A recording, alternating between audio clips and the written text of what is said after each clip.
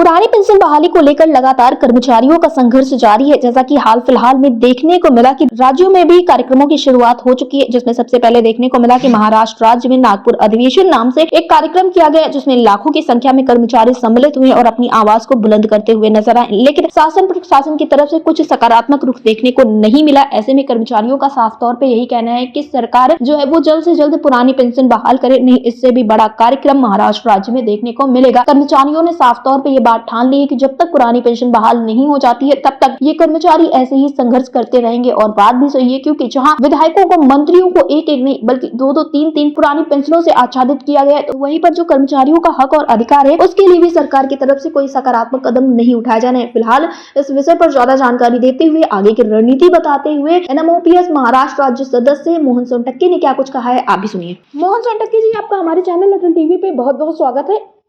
शुक्रिया मैडम। मोहन सोनटक्के जी, जैसा कि देखने को मिला था कि नागपुर अधिवेशन जो आप लोग का रहा है काफी ज्यादा सफल रहा है, तो मैं जानना चाहूंगी क्या उसके बाद शासन प्रशासन की तरफ से इन सारे कार्यक्रमों को लेकर कोई प्रतिक्रिया दिखाई गई है आप लोगों को लेकर?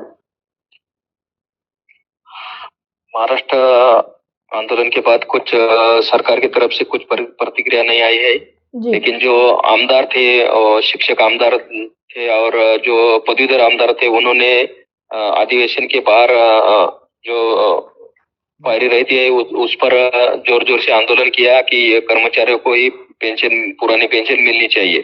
जी मोहन सोनटक्के जी, तो क्या इसके बाद आप लोग कोई कार्यक्रम करने की तैयारी कर रहे हैं? जैसा कि इसके पहले विदेश जी से भी हमारी बातचीत हुई थी, तो उन्होंने कहा था कि अगर समय रहते समस्याओं का हल नहीं किया गया तो इससे भी बड़ा कार्यक्रम किया जा सकता है। तो क्या इस विषय में संगठन की तरफ से कोई तैयारी की जा रही है इस वक्त पर?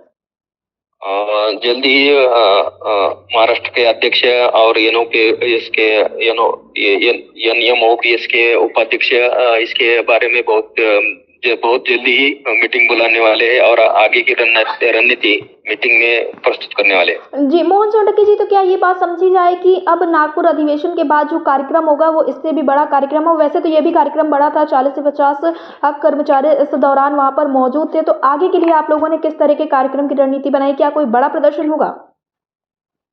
हाँ, इसकी ज्यादा जानकारी श्री वित्तीय जी खांडेकर अपने आगे होने वाली मीटिंग में बताएंगे और आगे की रणनीति जाहिर करेंगे।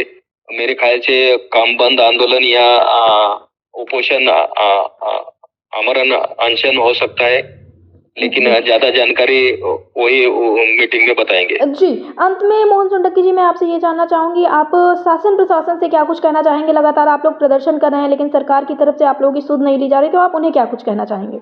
मैं शासन को, सरकार को बारंबार विनती करना चाहता हूँ कि जो कर्मचारी पुरानी पेंशन चाहती है वो पुरानी पेंशन आप बहाल कीजिए। आप यूपीएस ला रहे हैं, आरएनएपीएस ला रहे हैं, जीपीएस ला रहे हैं, लेकिन उसमें कुछ ये नहीं है, ज्यादा फायदा नहीं है जितना पुरानी पेंशन में है। तो मैं सरकार को यही बारंबार विनती करना चाहता हूँ कि हमें पुरानी पेंशन दीजिए। आप 3-4 पेंशन लेते हैं एक ही बार अगर चुन के आए तो, लेकिन कर्मचारी 33 साल या 30 साल नौकरी करता है लेकिन उनको पुरानी पेंशन नहीं मिलती।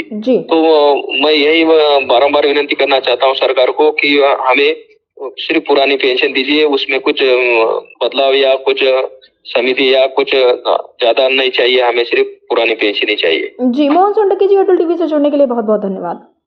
शुक्रिया मैडम।